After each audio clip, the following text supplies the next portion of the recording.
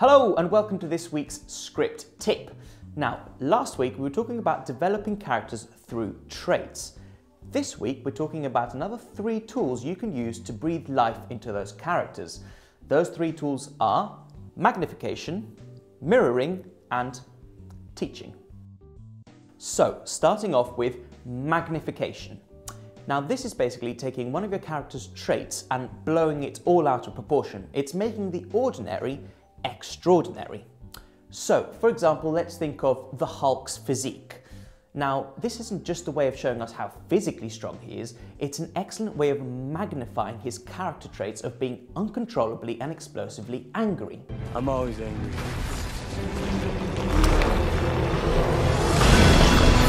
Or here's a slightly more subtle one. In Good Will Hunting, Will, played by Matt Damon, is a janitor at a college. But he has a special gift.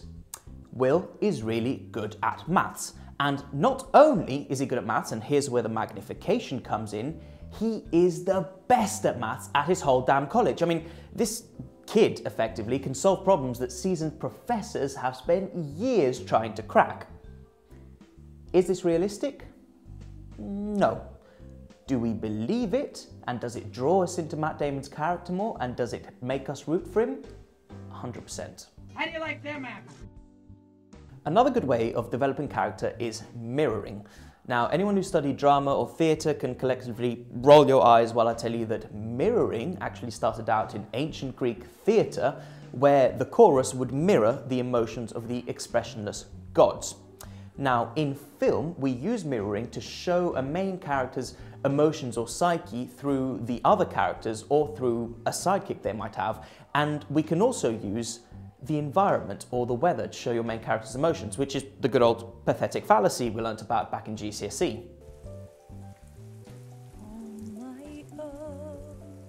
Just look at that. Beautiful. The circle of life. Mirroring can be especially useful if you don't want your main character to show weakness, but you do want to show that they've been through some sort of ordeal.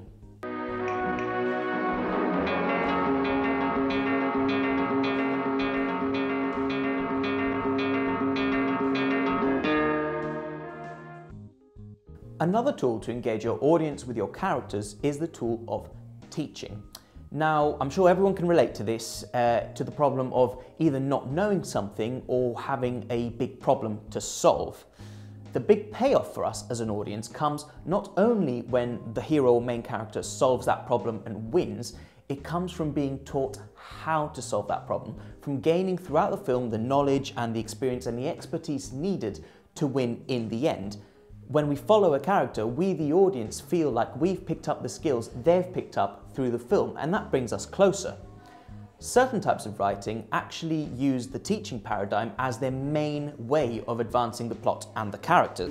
I'm your doctor. The liver enzymes are elevated. When the liver fails, it stops producing proteins. Systemic lupus, complicated by a CNS vasculitis, would explain the rash, fever, ascites. Parasites or fungus is possible. Or maybe lupus. And teaching can also be used to foreshadow the plot. Although writers who do this have to be careful, because a lot of the time, if you have a particularly knowledgeable character telling you things about the plot that you need to know, it can feel a bit like exposition, which kind of tends to bring the audience out of the story. A DNA strand like me is a blueprint for building a living thing. And sometimes animals that went extinct millions of years ago. Okay, so that's it for this week.